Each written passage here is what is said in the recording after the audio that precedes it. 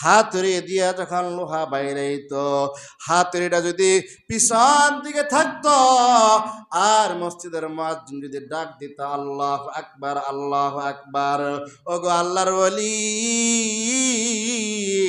আল্লাহু আকবারের আওয়াজ শুনিয়া আমার স্বামী পিছন থেকে হাতুড়িটা সামনের দিকে আনে নাই। জোরে বলেন সুবহানাল্লাহ। ওগো আল্লাহর ওলি,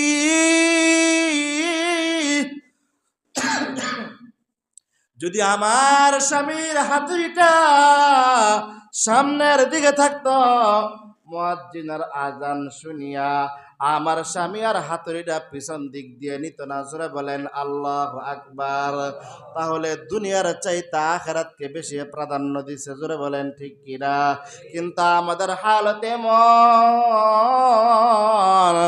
যখন ওই আজান দেয় তখন কাজের স্পিরিট আরো বাইরে যায়, যখন ওই নামাজের সময় হয় তখন আরো তাড়াহুড়া বাইরে যায়। জোরে বলেন ঠিক কিনা?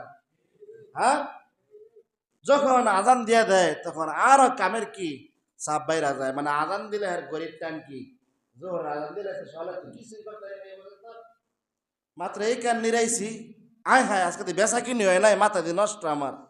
জোহরের আজান দিলাইছে, আসরের আজান দিলে তো আরো মাথা নষ্ট হয়ে যায়।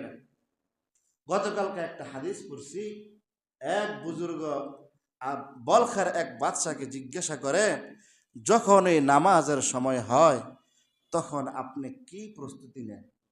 কালকে হাদিসটা পড়ছি আসার পরে, যখন এই নামাজের সময় হয় তখন আপনি কি প্রস্তুতি নেন?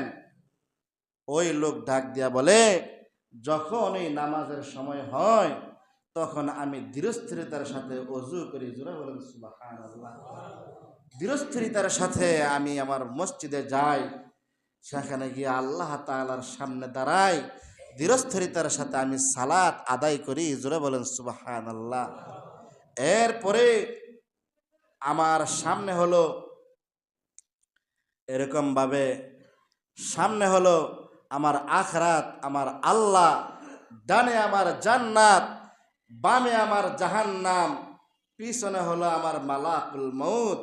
আমি যখন নামাজের আজান হয় তখন আমি মনে মনে এই প্রস্তুতি নেই। জোরে বলেন সুবহানাল্লাহ। যেই ব্যক্তি জিজ্ঞাসা করছে যে আপনি এরকম নামাজ কয়দিন পড়তেছেন, কেউ মিশা কথা নি? কালকে না পড়ছিলাম, কাটাকাটাতে না আসছিলেন কেউ? এরকম না বিষয়টা, যে আমি 30 বছর যাবত এইরকম নামাজ পড়তেছি। বলেন কোন ব্যক্তি যদি 5 ওয়াক্ত নামাজ